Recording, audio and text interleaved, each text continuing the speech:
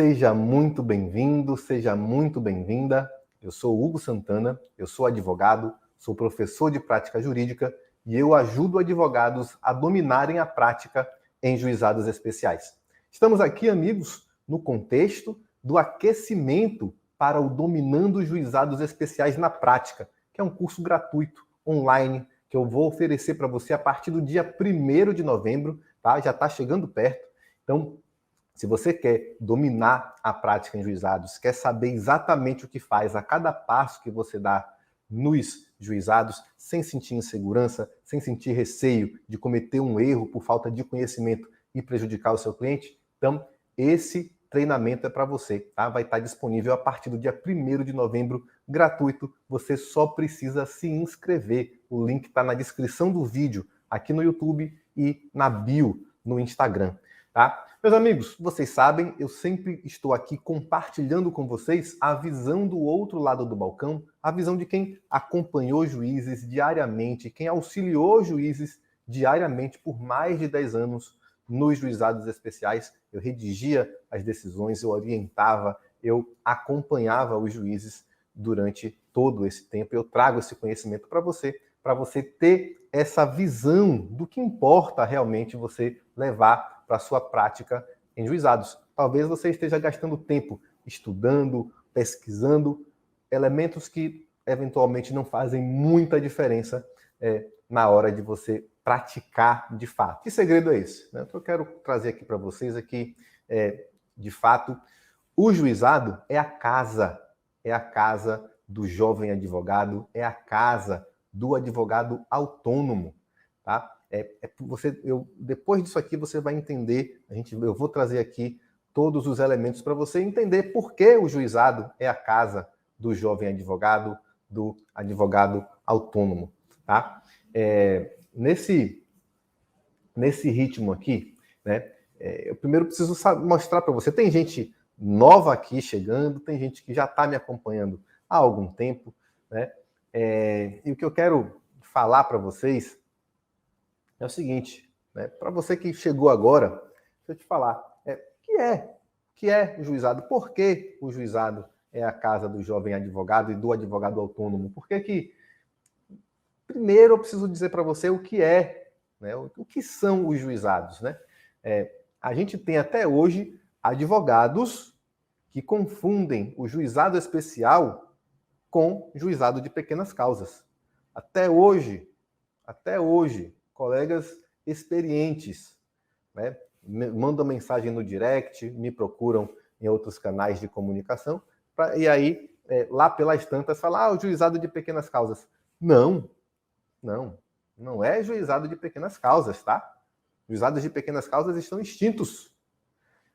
Isso é importante, não é só apego ao nome, não, tá? Se você estiver pensando isso, não é só isso. Aliás, meus amigos, antes da gente avançar, eu já quero pedir para você curte o vídeo e compartilha, tá? Compartilha com os colegas que você sabe que vão gostar, né, de uma aula de prática jurídica daquilo que eles não viram na faculdade, daquilo que eles procuram em livros e não encontram, tá? Obrigado aí pela sua colaboração e vamos lá, vamos seguir. Então, os juizados de pequenas causas, eles foram extintos. Tá? E eu não estou defendendo aqui essa diferença só por uma questão de apego à nomenclatura, não. É que pequenas causas têm a ver com o valor da causa. O valor da causa. Tá? E isso aí era exclusivamente a competência do juizado de pequenas causas. Causas até 20 salários mínimos lá na época. Hoje, a gente tem nos juizados especiais cíveis, temos competência sim em razão do valor da causa, mas temos também competência em razão da matéria. E aí o que são pequenas causas agora? As causas até 40 salários mínimos. Mas tem outras questões, outras matérias que são tratadas no juizado independentemente de valor, independentemente do valor. Então, professor, se eu estiver discutindo R$100 mil nessas causas específicas, pode ser no juizado? Pode e deve. Pode e deve. tá? Então, mais do que 100 mil, sem limite mesmo, tá? Mas a gente vai chegar lá. Mas tudo isso aqui é para falar para você que essa confusão, ela existe. Você que está aqui me acompanhando, não caia mais nessa, por favor, e comece a defender aí essa bandeira, tá? Juizado especial não é juizado de pequenas causas. Hoje a gente tem as pequenas causas hoje são até 40 salários mínimos, mas temos outras questões. Quais são essas outras matérias que são do juizado? Está tudo lá no artigo 275, inciso 2 do CPC de 73. Sei que pode parecer estranho, mas de fato é a lista das matérias que estão ali no CPC revogado que estabelece a competência do juizado especial cível ainda hoje. Tá? Existe uma autorização expressa do CPC de 2015, inclusive para que esse trecho continue surtindo efeitos. Tá? O artigo 1063 do CPC de 2015 confere aí essa validade desse rol do CPC de 73 até hoje, para estabelecer a competência dos juizados em razão da matéria. E que matéria é essa, meus amigos? Que matéria é essa? Diversas questões, mas quero dar destaque aqui para você, por exemplo, as ações de acidente de trânsito, tá? Tudo competência do juizado, independentemente do valor. As ações em que a cobrança pelo condomínio de quaisquer valores que sejam devidos pelo condômino. E olha, não é só taxa condominial, não, tá? Qualquer valor que o condômino deva ao condomínio, quando o condomínio vai cobrar, ele vai cobrar no juizado. Tá? Ele deve cobrar no juizado. Detalhe aqui, meus amigos, detalhe de esse sim, um detalhe que vai mudar tudo para você é que condomínio lá tranquilamente, né? Mas o que você tem que entender é condomínio residencial que pode fazer essa cobrança no juizado especial, tá? O condomínio comercial e o condomínio misto, eles têm lá suas ressalvas. Aí a questão é polêmica. Você pode, com certeza, se dirigir ao juizado para cobrar valores devidos pelo condômino ao condomínio residencial, e a questão é polêmica em relação ao condomínio comercial e ao misto. Tá? Aí é polêmico, você vai ter que verificar no seu estado o que é que prevalece. Sobre acidente de trânsito, inclusive, olha, é qualquer valor. Então, olha, discutir aqui um acidente de trânsito que resultou na perda total de um automóvel de luxo. Vou discutir onde? No juizado. É no juizado. Não tem nada aí de você buscar a justiça comum porque o valor supera 40 salários mínimos, tá? Não. O que mais? Os honorários do profissional liberal, meus amigos, também é cobrado no juizado. Dos seus honorários de advogado, você é advogado profissional autônomo, você liberal, vai cobrar esses valores aí no juizado. Mas não só o advogado, médico, psicólogo, vai dizendo aí, se é profissional autônomo, tem uma listagem aí. Se você procurar na internet, você vai encontrar uma listagem. Profissionais liberais regulamentados. Você vai lá ver quais são. Mas todo mundo que se denomina profissional autônomo pode cobrar esses valores aí no juizado especial. Tá? Agora, um adendo também, um detalhe que pode mudar tudo para você. Preste atenção aqui, tá? Levanta a orelha aí para você ouvir muito bem o que eu vou falar. É o profissional liberal que pode cobrar. Mas hoje, por questões tributárias, muito profissional liberal abre um CNPJ, abre uma empresa, ou pelo menos se cadastra como MEI. E aí você vai ter que ver. O MEI não tem problema não, porque ele ainda não é pessoa jurídica a rigor. tá? É um CNPJ, eu sei, não jogue pedra em mim, é um CNPJ, mas é uma pessoa física, tá? Isso aí é uma regulamentação para fins fiscais. Mas quando o camarada alcança um patamar de faturamento em seu negócio, em sua atividade, o médico, o psicólogo, e aí ele já abre um CNPJ mesmo, abre uma empresa mesmo, ou uma sociedade, esse valor aí ele é destinado normalmente à sociedade. O que o cliente paga, o contrato é firmado com a sociedade, com a empresa, e não com o profissional liberal. Nesse caso aí, a cobrança não é no juizado, tá? É o valor devido para a pessoa física do profissional liberal é que pode ser cobrado no juizado, tá? Se entra um CNPJ no meio aí, desconfie que provavelmente não vai ser no juizado, exceto se for MEI. MEI pode.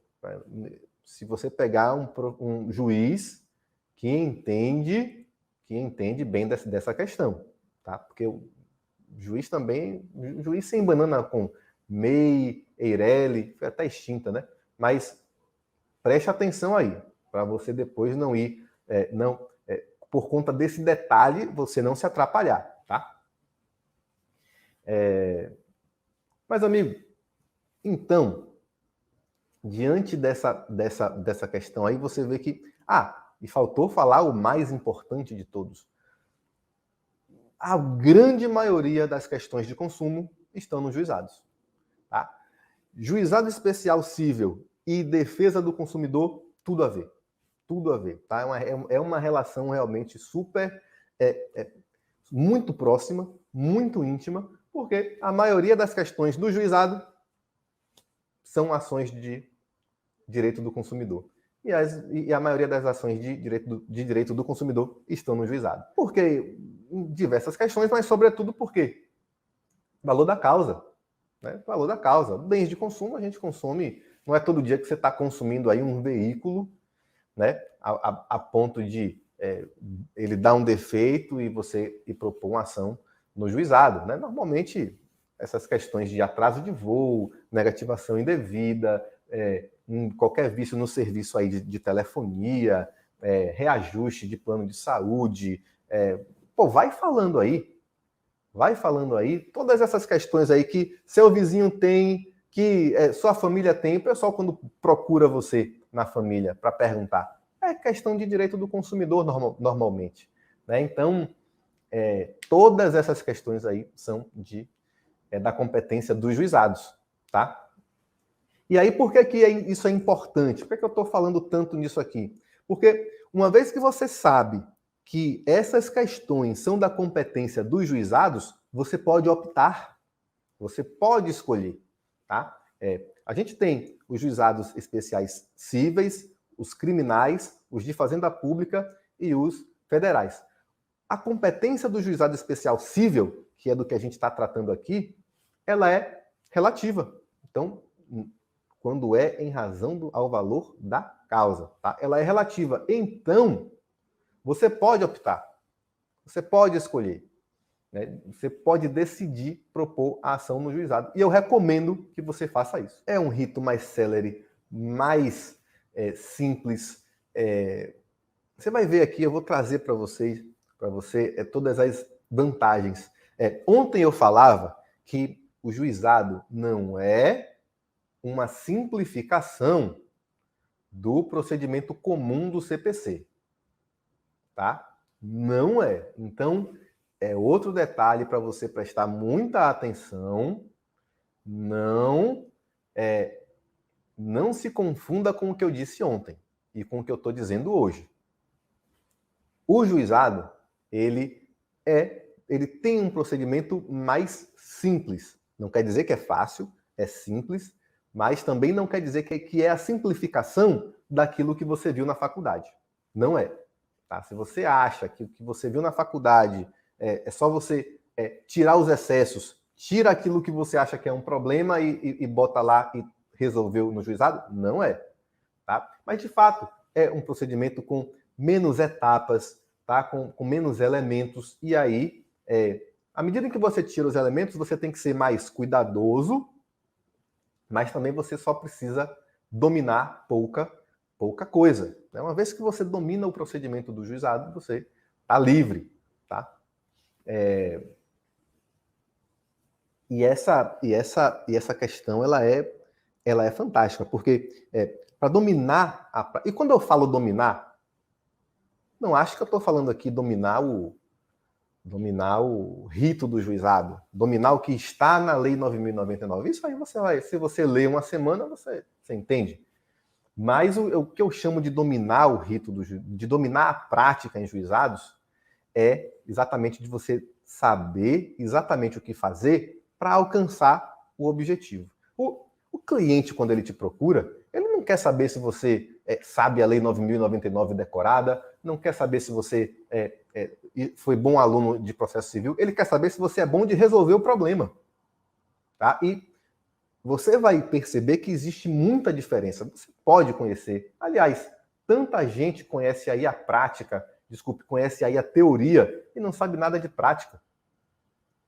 O camarada passou anos na faculdade estudando processo civil, lê toda a obra aí dos processualistas, mas na prática o cara se embanana. Por quê? Porque uma vez que você se encheu de teoria, você não sabe onde aquela teoria encaixa na prática. Não sabe. Então, preste atenção que dominar a prática é justamente saber o que você precisa levar ao conhecimento do juiz, saber quais são os argumentos que você precisa levar, saber de que forma você vai levar para que o juiz entregue o direito do seu cliente. É isso que é dominar a prática em juizados. Tá?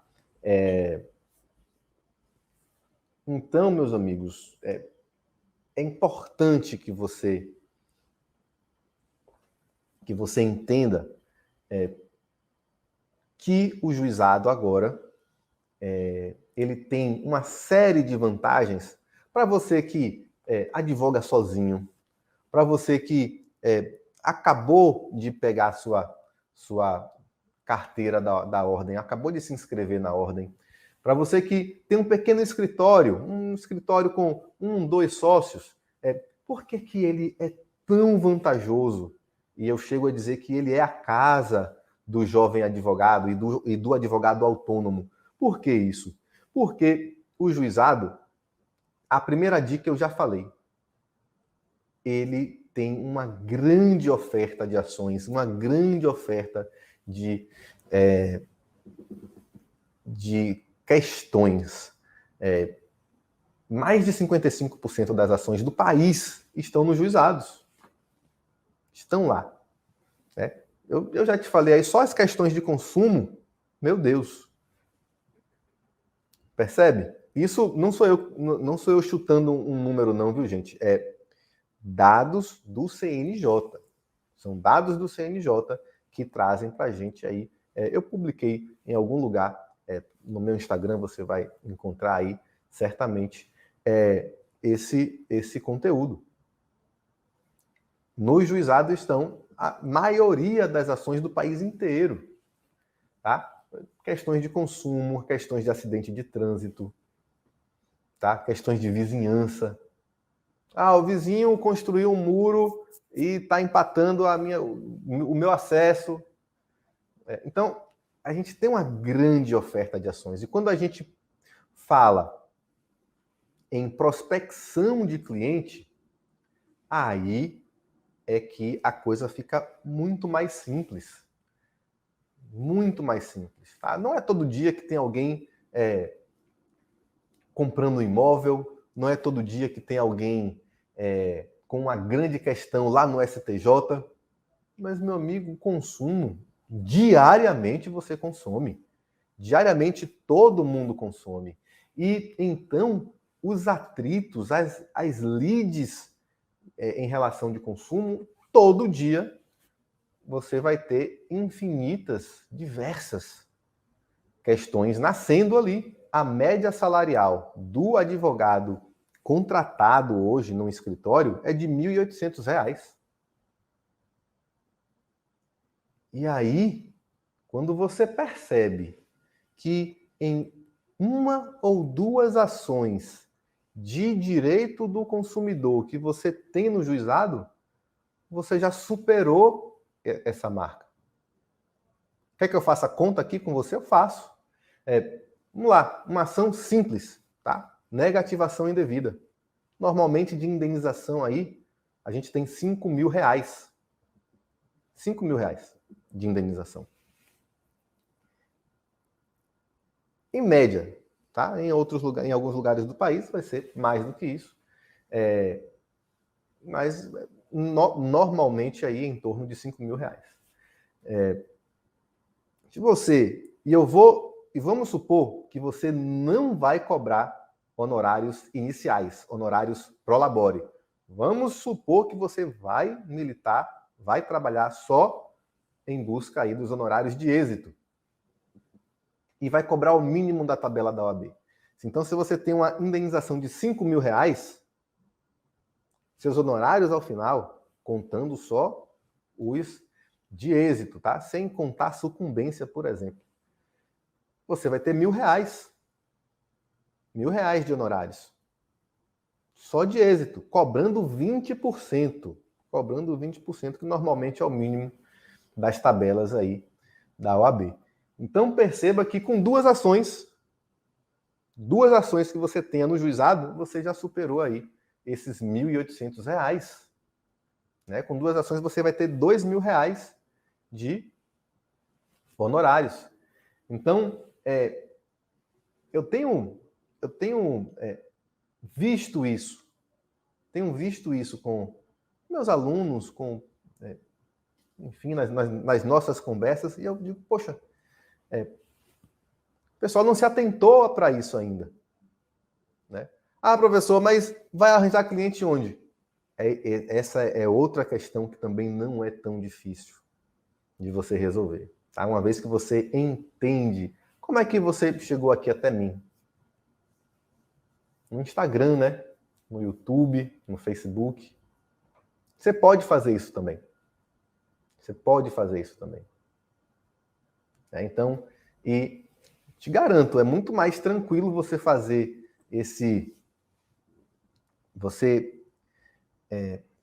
criar o seu jardim para atrair as borboletas, os clientes, na internet, não é complicado.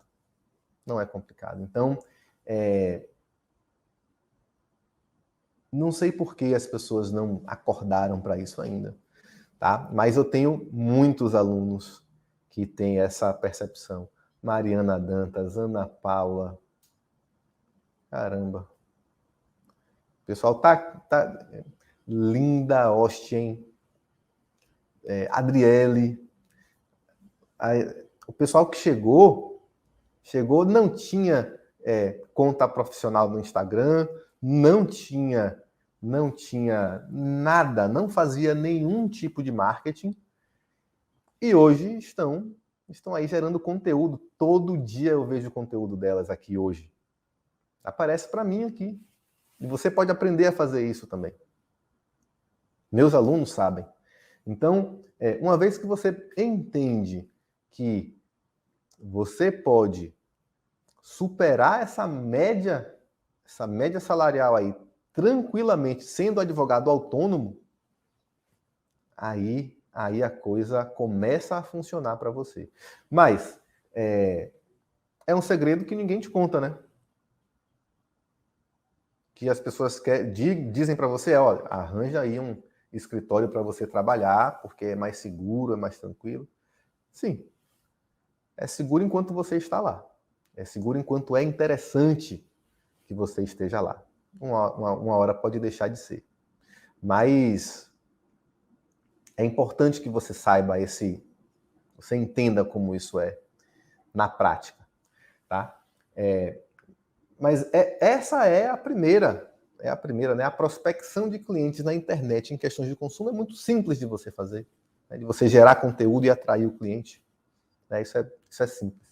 Mas, além disso, a questão é que o juizado ele tem um procedimento mais simples. Para você que está começando, Eu vejo muita gente aí na ânsia de dominar recurso extraordinário, recurso especial. A faculdade tem muito disso também, né? Poxa, com certeza você estudou muito mais recurso especial e recurso extraordinário na faculdade. Com certeza. Com certeza também você estudou muito mais isso aí para fazer a sua prova da ordem do que eventualmente tenha estudado sobre o recurso inominado, que é o recurso próprio dos juizados. Com certeza, eu aposto aí um chocolate com quem quiser. Tá? Então, e o que é que isso tem de errado? O que tem de errado é que, estatisticamente, você vai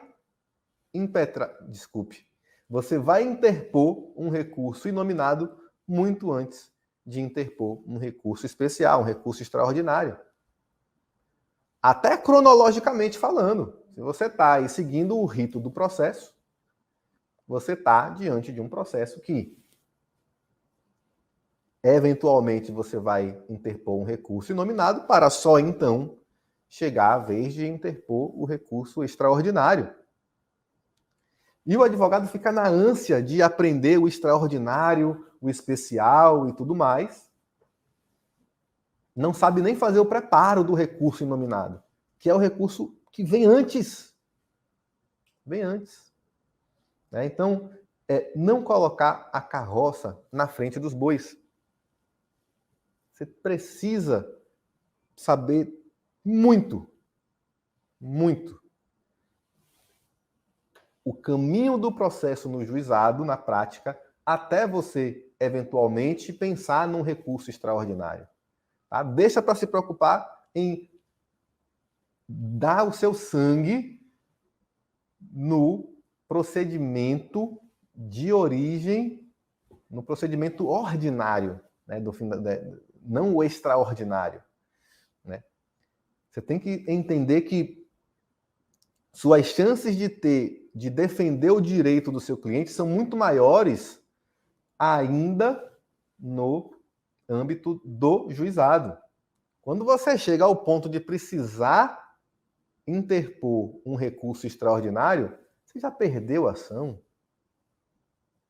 Dificilmente o recurso extraordinário será conhecido. Não estou nem falando de decidir o mérito. Não estou nem falando disso. Estou falando de alguém pegar ali e abrir com a intenção de julgar o mérito. Uma grande maioria das questões, dos recursos extraordinários, não é admitido. Fica lá na transcendência, na repercussão geral. Tá? Então, é importante. Eu sei que é glamuroso pra caramba, né? Falar de recurso extraordinário, recurso especial, mas é só perfumaria na prática, tá? Não estou dizendo que não é para você estudar, não. Mas estou querendo dizer que sua chance de alterar uma decisão, a sua chance de consertar um erro seu, de não ter juntado a prova adequada, não ter feito a melhor argumentação, sua chance de consertar isso num recurso extraordinário é nula. É nula.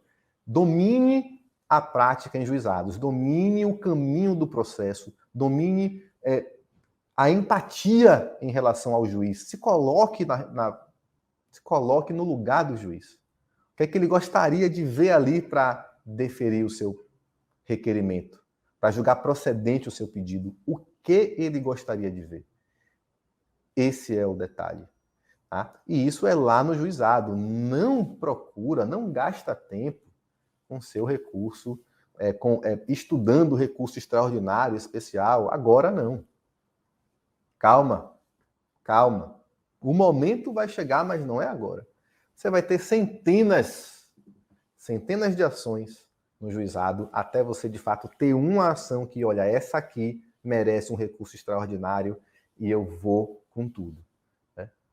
Só um adendo aqui, não cabe recurso especial no juizado, tá? Só falei dele porque é objeto de estudo também, é muito profundo, mas no juizado não cabe, tá? Não cabe, só para você não ter a ideia equivocada aí.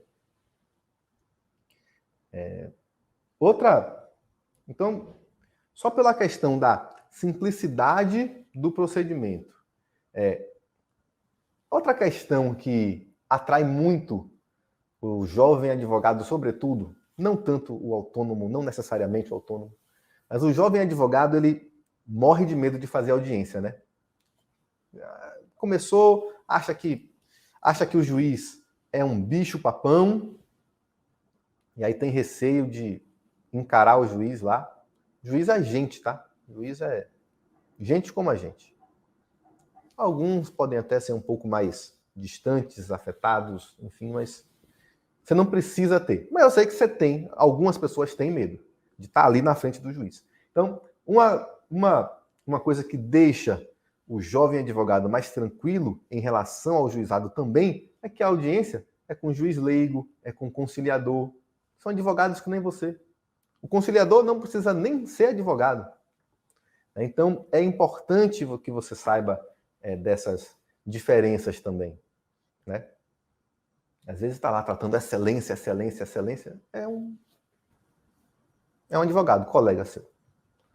Tá? Então, outra vantagem é a celeridade. Falei para vocês, no início da aula, que a opção pelo rito do juizado, o rito do juizado é a opção da parte, é a opção do autor. O autor vai escolher se vai propor ação, em se tratando de uma ação da competência do juizado, ele vai escolher se é conveniente para ele ajuizar a ação no juizado ou na justiça comum. E aí eu falei para você um dado que a gente precisa conectar agora, que mais de 55% das ações estão no juizado. Se é opcional e a maioria está optando pelo juizado, é porque é mais vantajoso, você não acha, não? Então, fica atento a isso. Fique atento a isso. Vejo, eventualmente, alguns advogados falando: eu não gosto de juizado, porque ele não sabe militar no juizado. Aí ele fala que não gosta. Ele fala que, não, eu só justiça comum. Tá. O que ela traz de vantagem para você? Demora, porque no juizado, em média, tá? A sentença sai em 10 meses. Dados da justiça em números. Não sou eu inventando, tá? O relatório Justiça em Números do CNJ. A sentença no juizado, em média, nacional, sai em 10 meses. Na justiça comum, 1 ano e 11 meses. Essa é a diferença. Então você começa a perceber que tem aí uma discrepância muito grande. Né? Então, para que você vai se enveredar lá pela justiça comum? Não tem porquê. Outra questão: menos chances de recurso. Você que advoga pelo autor, você que é um jovem advogado, um advogado autônomo, que está militando em direito do consumidor, por exemplo, você está militando com questões em que o seu cliente, ele é o autor. Normalmente é isso. O advogado autônomo, ele está ali. Esse é o cliente dele. É o autor, é o consumidor. Então, a gente tem que entender aqui, você como estrategista do processo, você tem que entender o seguinte: de fato, o processo pode ser um jogo de xadrez.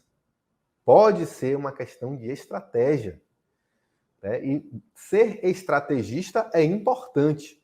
Então, perceba que o interesse é diferente quando você é autor e quando você é réu.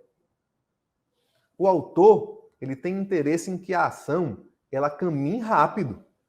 Porque é ele que está sofrendo com as consequências ali de uma ação indevida, talvez de uma omissão do réu. É ele que está sofrendo. Quem está incomodado é ele. Então ele quer que o processo caminhe o mais rápido possível. Vamos lá, caminha aí que eu quero meu direito declarado e realizado ao final do processo. O réu, pelo réu, na grande maioria das vezes, ele quer que o processo seja o mais lento e o mais cheio de obstáculos possível. É isso que o réu quer. Porque ele quer se manter na posição que ele está ali. Tá? Exceto se houver o deferimento de uma liminar. Às vezes a liminar deferida também não muda muita coisa. Mas, normalmente, o réu quer que o processo vá devagar. Um obstáculo aqui, outro ali. Então, para o autor do processo, o rito do juizado é muito mais interessante. Por quê? É mais simples, mais rápido e com muito menos chances de recurso. Muito menos chances. Tá? Você tem no juizado embargos de declaração, recurso inominado e pronto. É isso que está na lei. Está na lei, é isso. Mas, claro, você tem ainda a chance de um recurso extraordinário, por exemplo. Você tem ainda um mandado de segurança, se você sabe manusear, incidente de uniformização de jurisprudência. Mas, a rigor, processo ali, exemplo de livro. Você tem embargos de declaração, recurso inominado, acabou. Acabou. Recurso extraordinário dificilmente é admitido. As outras questões também, reclamação, incidente de uniformização de jurisprudência, mandado de segurança, aí são questões que eventualmente podem caber com alguma chance de êxito. Mas normalmente não tem lá tanta chance de êxito. Por isso que eu falo para meus alunos, gente, com frequência eu recebo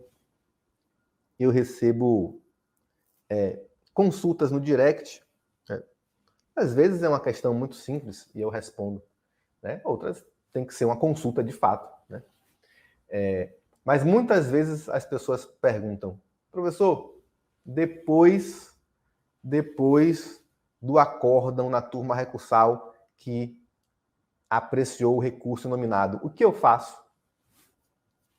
Olha, só olhando o processo na prática para te dizer, mas normalmente não tem muito o que fazer. Normalmente o processo acaba ali. Normalmente acaba ali. Então, para o autor, isso é muito mais vantajoso. Porque é um processo que acaba rápido. Acaba rápido.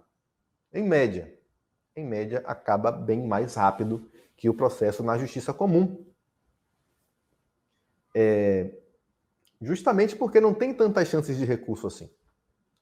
E para o autor, isso é muito melhor. Isso é maravilhoso. Maravilhoso. Transitou em julgado, vai executar. Para o réu, isso é péssimo.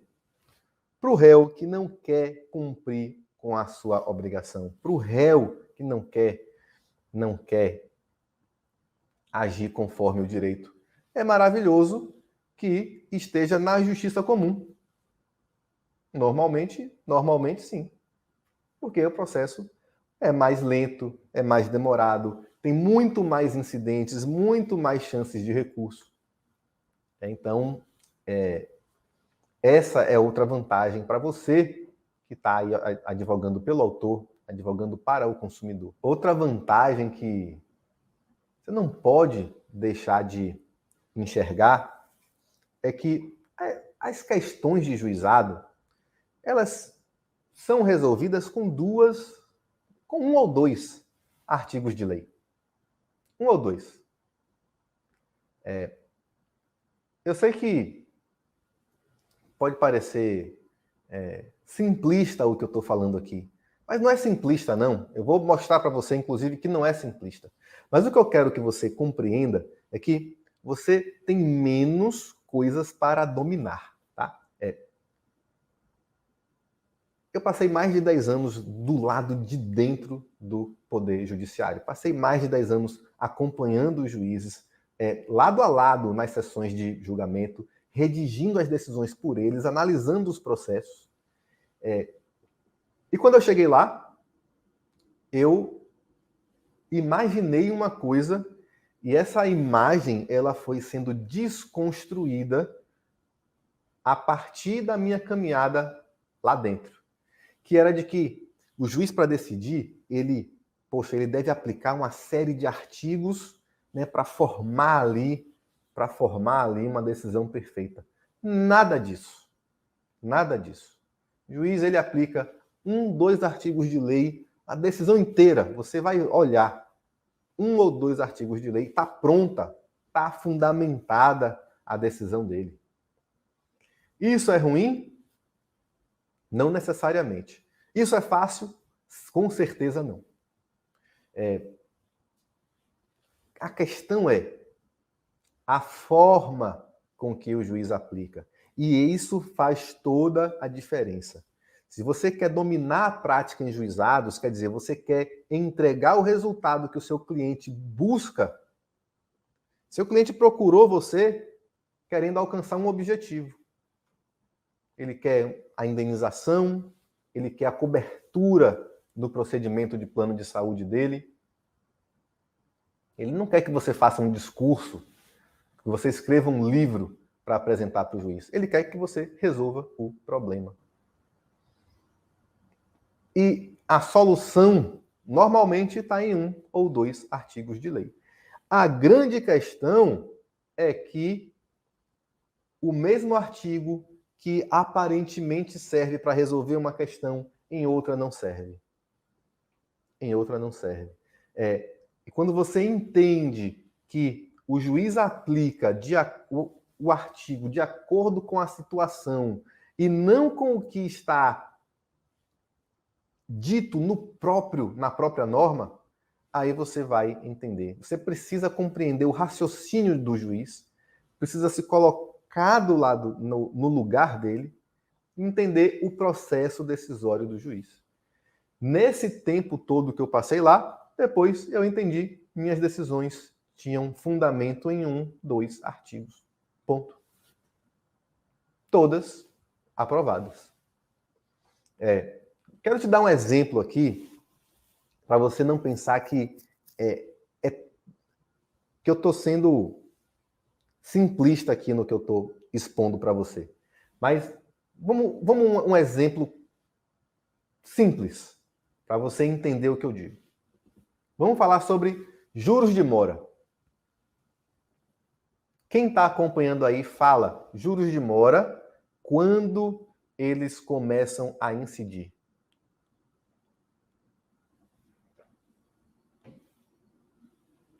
Ou, para falar em latim, para quem gosta de falar difícil, qual é o termo aquor dos juros de mora? Você que está acompanhando a gente aí.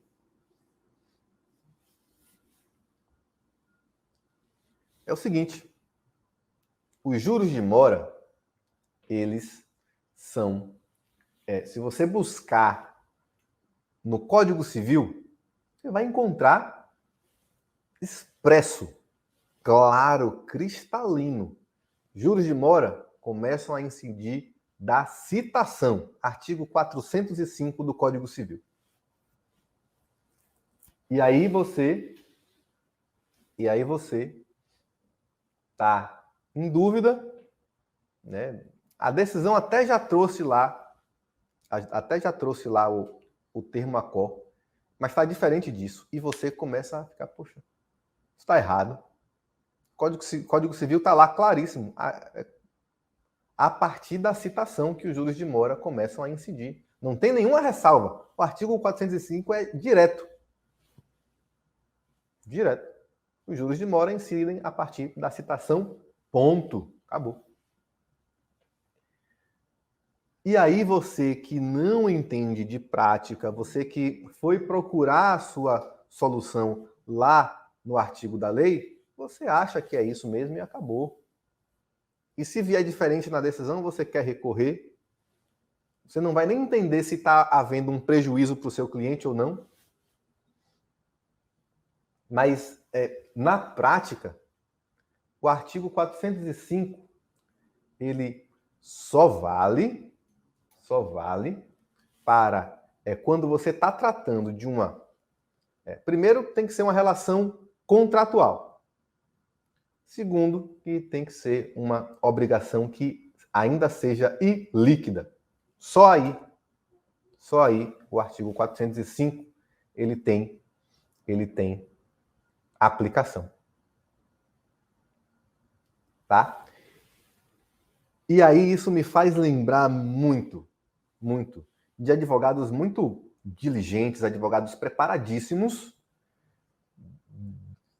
fazendo a sua sustentação oral na turma recursal, brigando, lutando pela aplicação de outro termo dos juros de mora. Os advogados, às vezes a gente tinha discussões calorosas sobre o termo acor, sobre quando começaria a incidir os juros de mora no juizado, naquela decisão ali, naquela questão em si. Por quê? Porque perceba que você tem o artigo 405, que fala que os juros de mora incidem a partir da citação, ou seja, está logo ali. Né? É um período, normalmente um período curto. Normalmente um período curto. E você tem a súmula 54 do STJ, que ela fala que os juros de mora começam do evento danoso. Repara que a questão, o fato aconteceu 2 anos atrás. Então vamos supor aqui, aconteceu no ano de 2019, 2021 você propõe a ação. Os juros de mora, se há uma relação contratual com obrigação ilíquida, vamos lá. O termo acor dos juros de mora da indenização por dano moral. É líquida, você não sabe ainda o valor. Então, sendo uma relação contratual, vai contar a partir da citação, tal como está no Código Civil. Mas se você está tratando de uma relação extracontratual, uma responsabilidade aquiliana,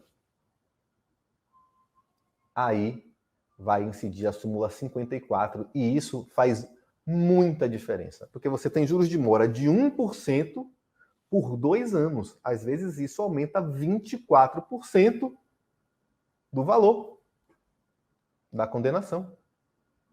24% que, se você não sabe que na prática os juros de mora são contados, o 405 só se aplica às questões em que você está buscando ali uma responsabilidade contratual, aí você vai prejudicar o seu cliente.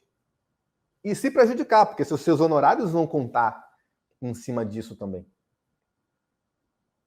Então, perceba que a prática, ela abre os seus olhos para aquilo que você não vê. Tira uma cortina da sua frente. Imagina você, estudioso, está aí lendo o Código Civil. Está lá, opa, ok, juros de mora contam aqui da citação. E vamos deixar claro aqui, juros de mora não é algo que te chama a atenção quando você está na faculdade, quando você está estudando para a OAB até. Juros de mora parece algo abstrato, parece algo de matemática, algo contábil, coisa chata, né? A gente fez direito porque normalmente a gente não tem lá grande afinidade com os números, né? Mas depois que você já está na vida profissional, aí esses números importam. Aí esses números importam muito. E isso pode, juros de mora de 1% ao mês no prazo de 2 anos, Dá 24%. 24% numa obrigação de R$ 5.000. Faz as contas aí. Faz as contas aí. É mais de R$ 1.000. Então, faz muita diferença. Faz muita diferença e você... É esse conhecimento, quando você sabe que o juiz vai aplicar o artigo 405 e não a súmula 54, ou o contrário. É isso aí que só a visão realmente prática vai trazer para você. Você não vai ter nenhum professor aí na faculdade, não teve nenhum, dizendo para você, olha, cuidado com os juros de mora, porque seus honorários no final vão ser maiores ou menores a depender disso. Eu quero lembrar a todos que nós temos uma oportunidade incrível aí, que é o Dominando Juizados Especiais na Prática. Um evento, um curso gratuito, online, para você dominar a prática em juizados. Está disponível a inscrição no link da minha bio aqui do Instagram e na descrição do vídeo no YouTube e no Facebook. Eu quero contar com você lá. Se você está gostando dessas aulas daqui, você não imagina o que vem por aí. Isso aqui é só uma degustação. Isso aqui é só uma preparação do que vem.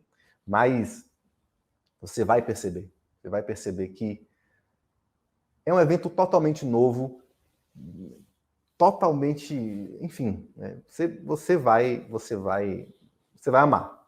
Não deixe de participar. Olha, você que chegou aqui até o final, obrigado por sua companhia, e eu quero pedir para você, curta o vídeo, compartilhe com os amigos advogados que precisam desse conhecimento, tá? É a única coisa que eu peço. Grande abraço, tchau, tchau.